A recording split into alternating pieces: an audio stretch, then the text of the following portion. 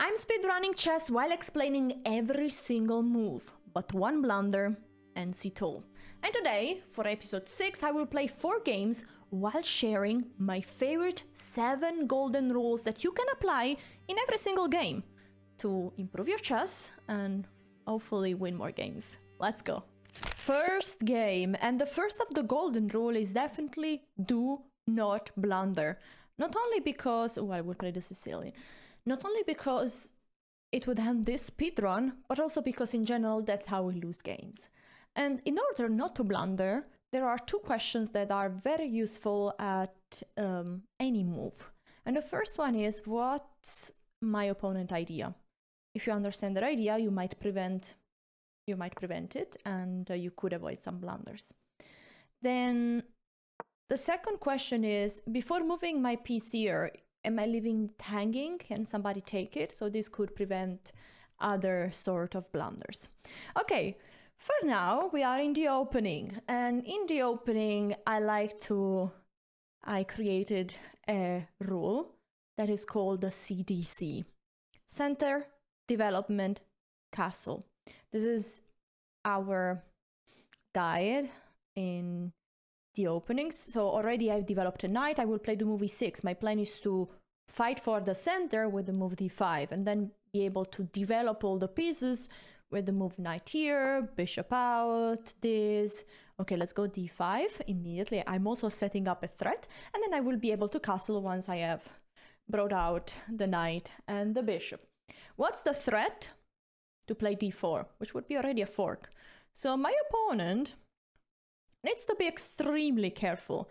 And for my experience, I love the Sicilian because most players are really confused. They don't know how to play against it. And to be honest, I've never seen in my life knight out, pawn out, and this bishop out. It seems like they want to go for long castle, but it feels like is a little bit wrong, especially now. I'm threatening this. Maybe to prevent it, they would have to push this pawn themselves. But then the same pawn has been moving twice. And this is one of the of the 3 don'ts in the opening. Don't move the same piece twice. Don't go out with the queen too early. And I don't remember the 3rd one, but it will come and then I will tell you. Oh, and don't push too many pawns. Because in order to bring out the pieces, you want to be able to have... Ooh, this is a tricky move. So I wanted to say, in order to bring out all the pieces, you don't want to waste time with pawns. Pawns are useful to control the center. Then, pieces. Okay, very tricky. They are setting up discovery checks.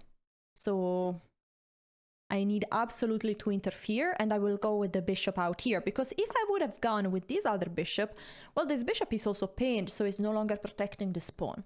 So some troubles here. I was having an only move, and that's why principle number 1, don't blunder.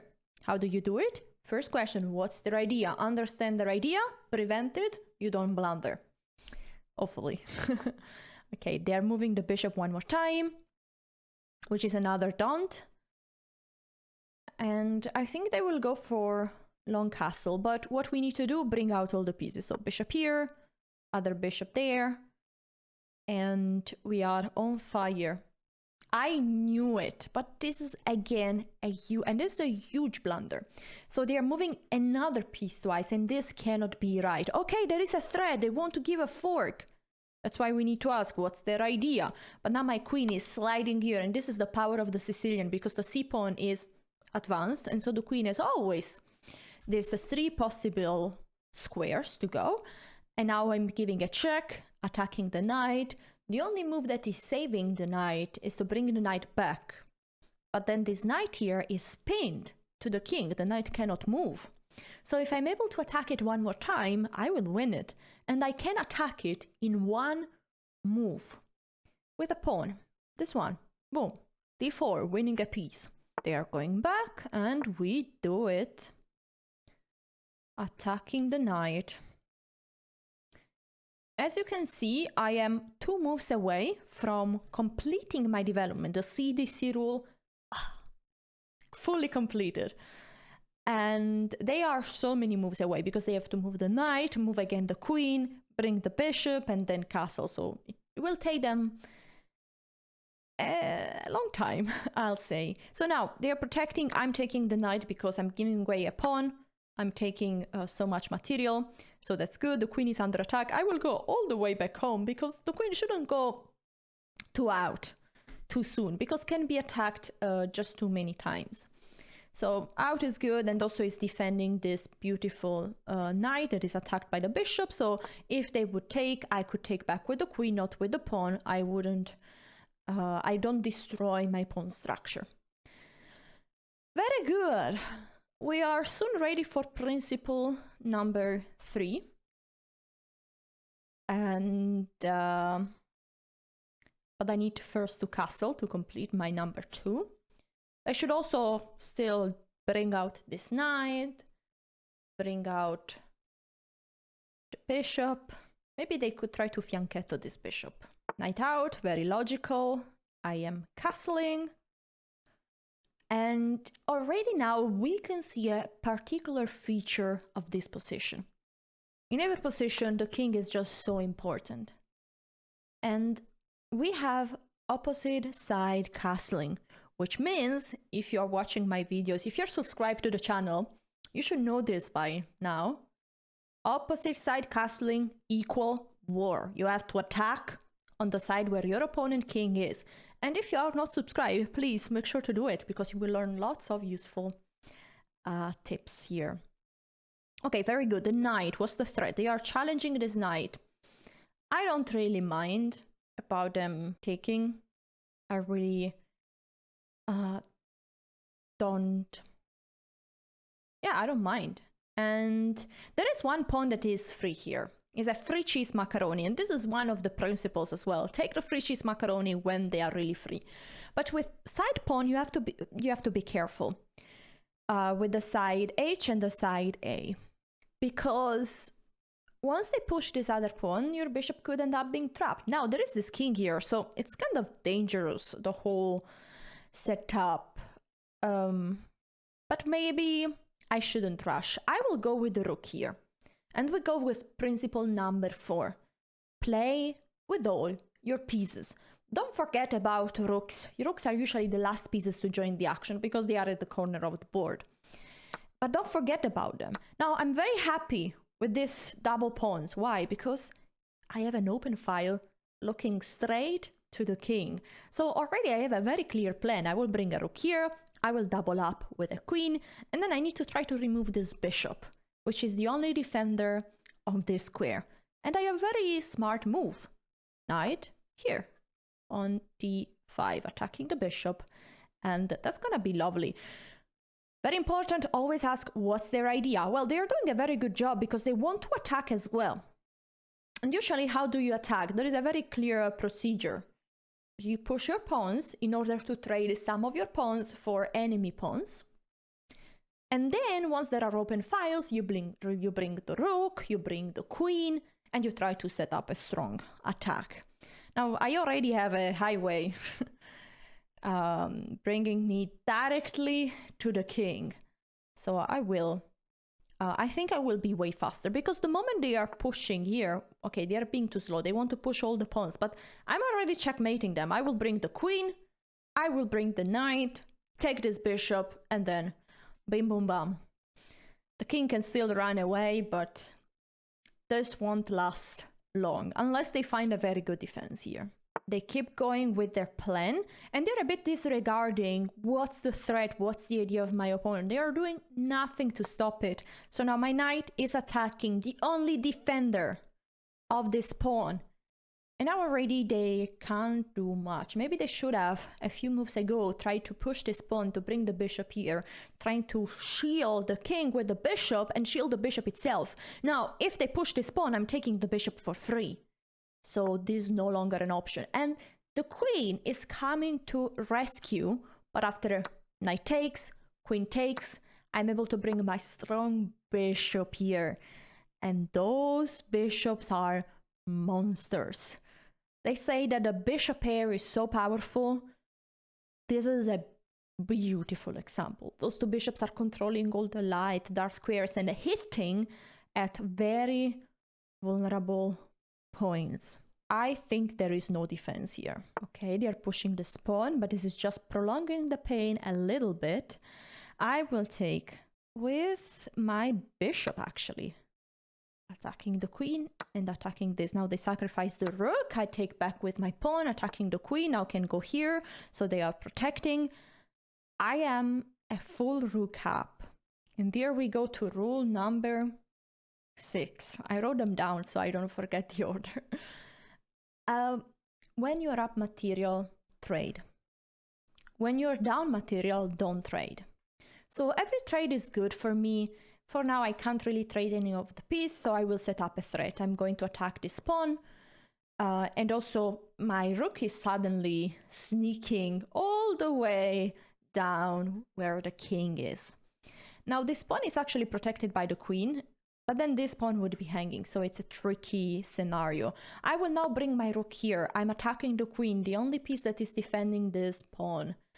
And I suspect that there is really no defense now. Every time you cannot do trade, every time you cannot threat something, make sure to apply rule number 5, which is improve your worst piece. Make sure to make the most out of each piece so that they are really, really powerful. I will take this queen. Very nice. I'm now threatening mate. They are pushing to stop it.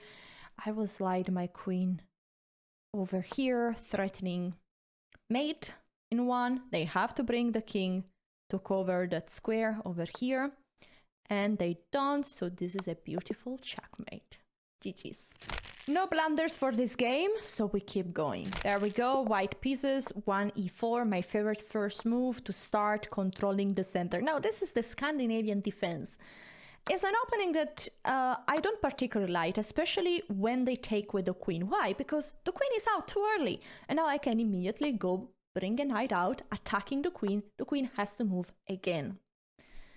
Now, I will go with a pawn in the center, so I'm ready to fully develop everything.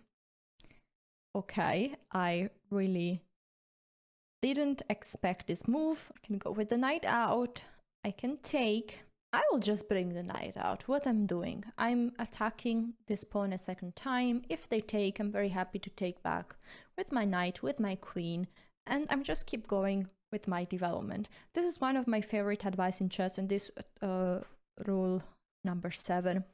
Let them trade. Usually, if you let them trade, you are upgrading one of your pieces for free, basically. And it's not always like this, but remember, even when there is an equal trade, usually you're helping either your opponent or yourself. Now, I'm going to take here. Why? Because, well, the queen now cannot really take, because the knight is taking the queen. You might say like, hey, but they also take our queen. But then we are able at least to take a bishop. So this, what they did is losing a piece. Free cheese macaroni, don't forget, rule number 4.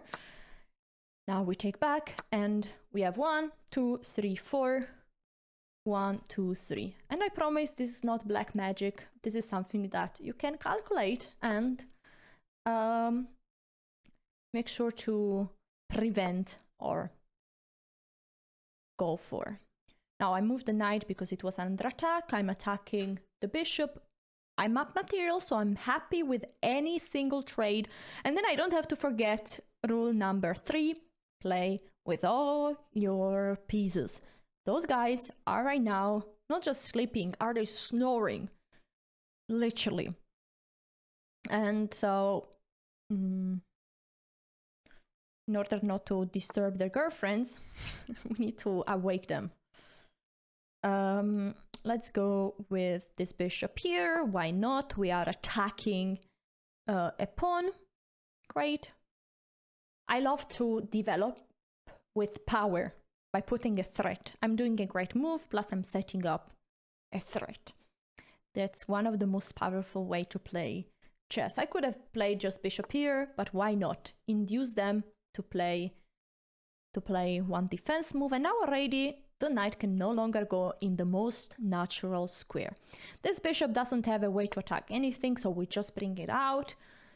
And then this knight might go back here or the other way around. I'm not sure where the knight goes, so for now I will bring the king to safety. not just to bring the king to safety. Castle has actually two reasons. The king is safe, but also the rook is joining the game, and that's what we do. Rook here. Now this king cannot move, because the moment the king is moving, opa, the bishop is free. It's a very common tactic. You know, there is one question that you can ask at any single move in order not to blunder, and it's like, okay, if I move this knight here, am I leaving something hanging? Hell yeah, the knight is attacked by 1, 2, and 3 pieces, so you don't. But then the upgrade of this move is, if I move this piece here, am I leaving something hanging? Yeah, I'm leaving the bishop unprotected. So it's not just about the piece that is moving, but it's about also pieces that are no longer protected. It's of course way harder to see that, but we can try. The knight is now attacking us. I will bring the bishop here, attacking this bishop one more time. Let's not forget that this bishop is pinned, because there is a king behind that is waving to our rook. I love my position. I really do. I'm gonna take here, not just because trades are great, but because I see a way to win even more material. Now I'm giving a check. This pawn is hanging. This pawn is also in trouble. Plus the king will no longer be able to castle. And the biggest damage for them is that, for example, if the king moves here, this rook is stuck. It's really hard for that rook to join the game.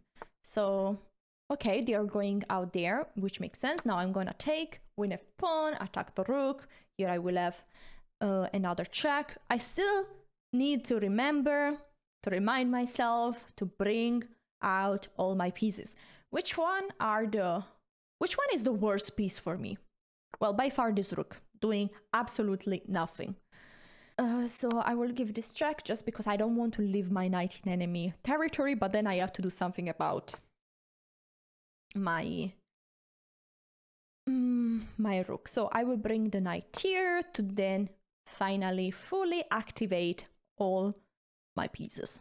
Rook on d1 is rooks are usually loving open files, and here there are 2 central open files, so it's really perfect for them.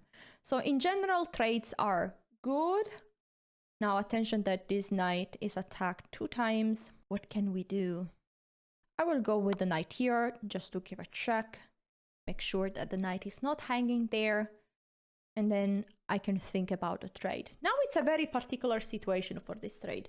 Is this trade helping me or not helping me? Is it better to let them trade? Because if I let them trade, then I have to take with the pawn, which is maybe a small weakness. And if I take this knight, then they're bringing the other knight here. In this case, actually, it's really not a problem to be the first one to trade, because this knight here is actually no longer protecting this pawn, so they have a problem. Now, I cannot really take this pawn because my knight would be unprotected, so I need to first do something about the knight.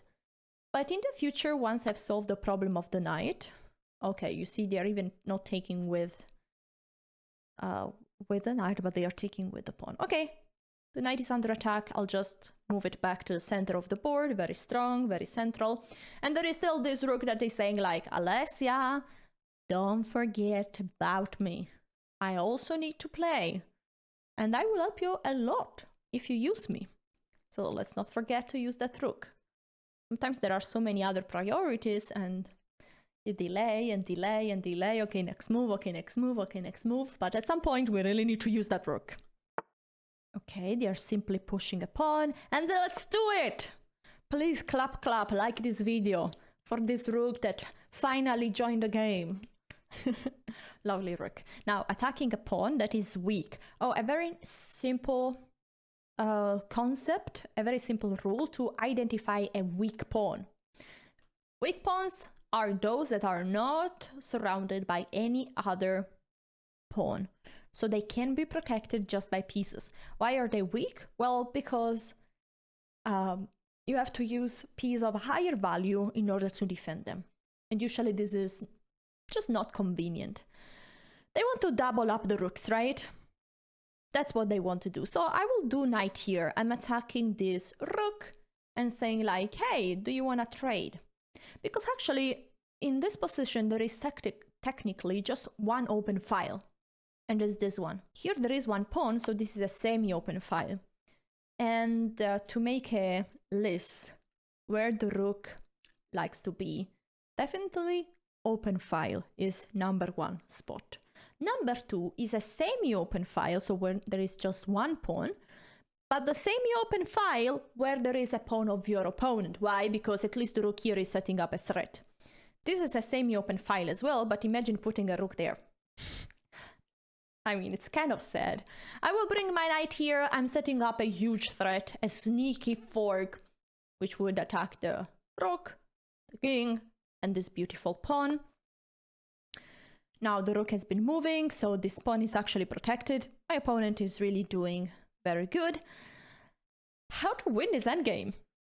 I cannot just go around with pieces. Eventually, I will have to promote one of my pawns or win even more material. But if my opponent is not blundering, I need to use my extra pieces to be able to bring a pawn to promotion.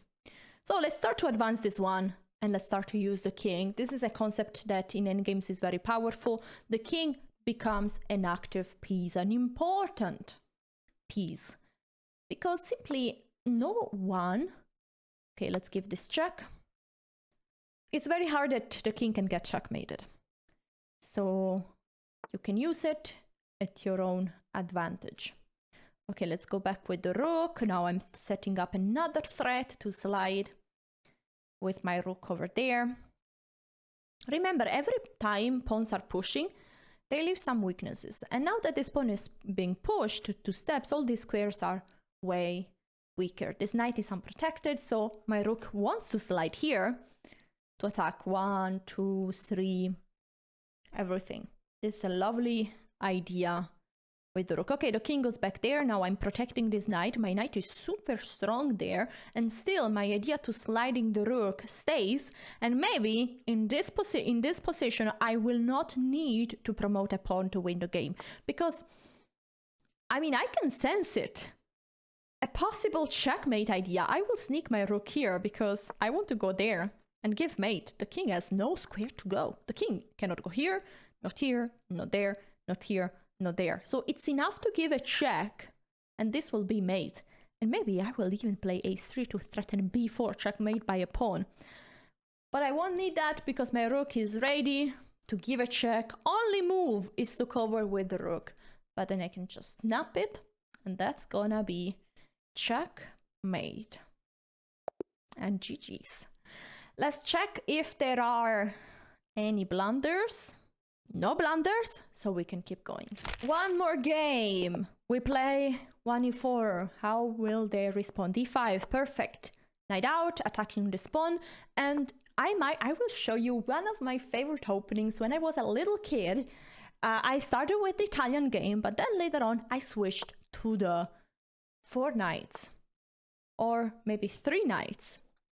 Okay, so the bishop here is a very unexpected move, to be honest. I will play knight here. I'm moving the same piece twice, yes, but I'm attacking also the bishop. Okay, they are pushing. This is very strange. I will just develop my bishop as well, and now I'm setting up a threat. Oh, they're pushing 2 steps.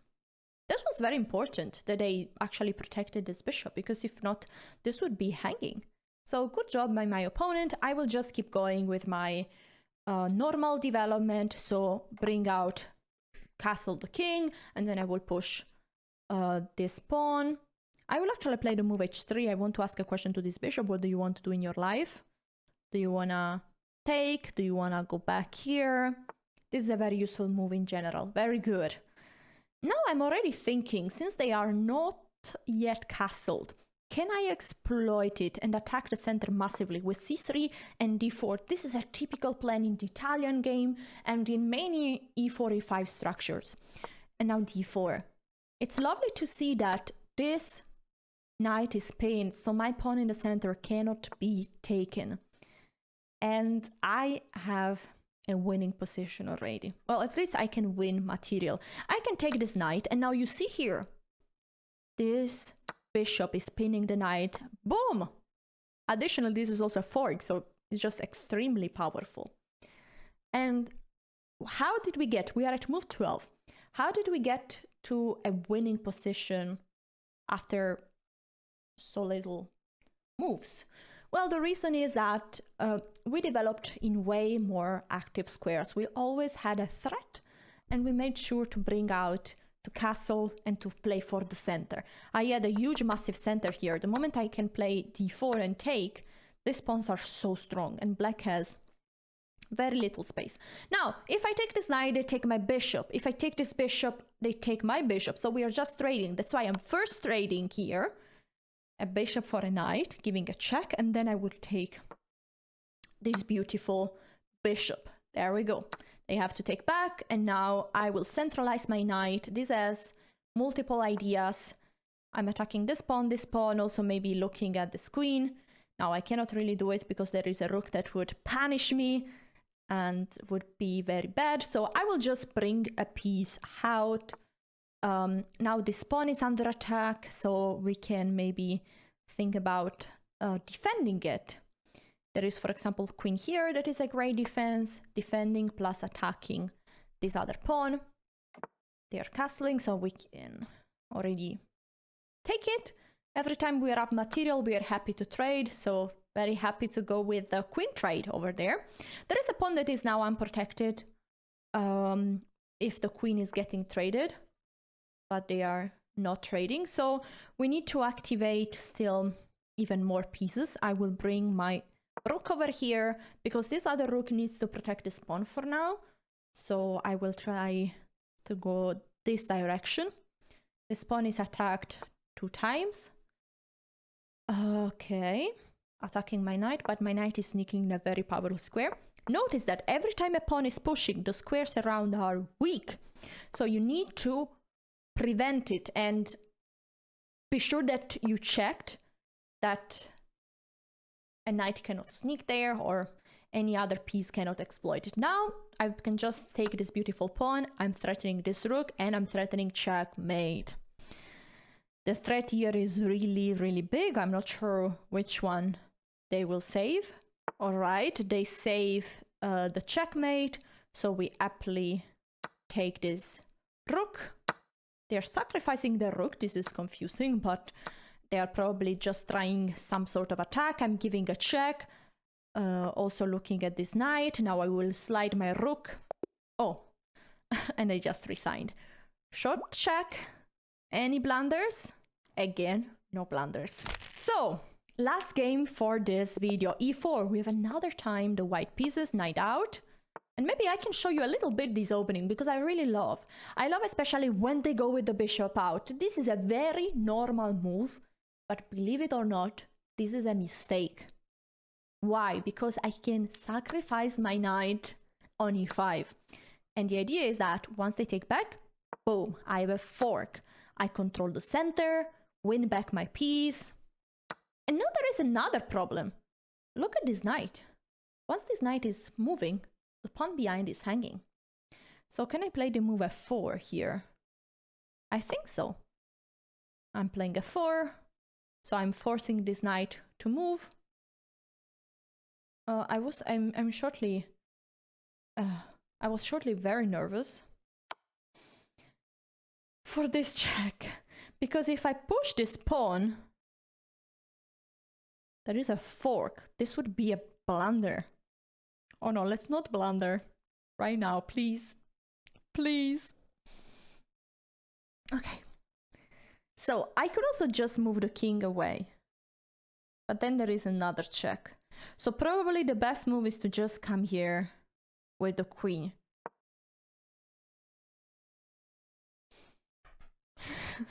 Okay, maybe f4 was a mistake. I have to take now with the king. I mean, material is still equal. We have a fine position, but why did we have to allow this? Now, my king is on fire, going to attack this piece a second time. I'm thinking about playing e5, but not. I will just develop my bishop here, attacking this knight. Okay, I'm getting really nervous because now there is this check. I need to maybe slow down. I don't want to let my opponent play so many moves that I hadn't planned. Yeah. Okay, maybe this is a mistake. Because actually I can just go with the king here. I'm attacking this knight and I'm attacking this knight a second time. So... But the knight can just go back there. Well, but then I have won a tempo. Is my knight actually safe there? On h4? I feel I'm just risking a lot after king h4 because the knight can go back there and then I don't have a way to capture this piece for real, and the king is a bit weird there, so I will just go with my king there, and the plan is that all the squares are controlled. I can play h3, g4. When there are no queens on the board, you can go wild with the king, because the king cannot easily be checkmated, but still you have to be careful not to overdo it. Okay, they castle, and now we can go with this move, followed by g4, just taking a little bit of space. Yes, and actually we probably just won a piece. The knight had to go on the other side to leave. Oh, actually that was forcing. Because even if the knight would have come here, I would have played g4, knight here, and then g5, forking the two knights.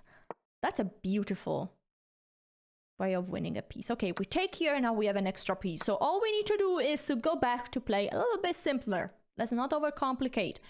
Bishop here, then we need to bring some rooks to the g file. Here we take a free cheese macaroni. Very good. We are also threatening a beautiful fork. So they have to be very careful, and they let us do it. One rook and the other are both under attack. And after this game, I need to check the opening, because I need to check the move f4. Because I know that this line that black played is not good for black. But it seemed like I couldn't win material, so maybe I should have played something a bit more patient. We'll check that. Okay, so they are taking here, and this is very cool. Once you have two rooks under attack, you don't have to hurry. I'm going to take this knight first, and still the two rooks are still under attack. I don't have to rush to take one of them. So just get everything. Okay. I think they are in sabotage mode, so I will let them do it. I will take this rook. Now they will take here probably, or maybe they just resign now. Full sabotage is on. There we go. So I will try to give a mate as quickly as possible, bring a rook here, threatening a nice checkmate. All right. Let's go with the knight back, saying like, oh no, my rook. Oh no, my rook. Okay, they are not doing, so we take this beautiful piece. I want to give mate. Yes, well, we just take here. Think later. We can go with a rook here, blocking the king, so the king cannot go up. And GG's. So, no blunders also for this game. And about the opening, let's go here. After the move d6, I don't have to rush with the move f4. This loses a little bit of the advantage. White has still the advantage, but I lost quite a bit. So what I need to do, I really like this move bishop e3, because now I'm threatening f4. Let's say they play a random move. Now f4 is great, because after queen check, now I can go with my bishop back here. And if the queen is taking this pawn, this is actually a mistake, because the strong knight e5, attacking the queen, attacking this pawn, which is a fork, winning a rook. So white has a winning position here. Bishop e3, very strong move. If you enjoyed this video, check out this one, episode number 5, how to reach 1200 elo in chess. I explain, as always, every single move. Thank you for watching. See you next time.